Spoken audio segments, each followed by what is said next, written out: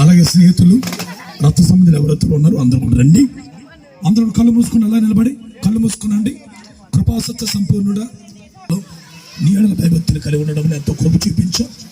ఇదిగో నా ప్రభువా, రాబోతున్న సంవత్సరం మీ చేతులు పెడుతున్నాను.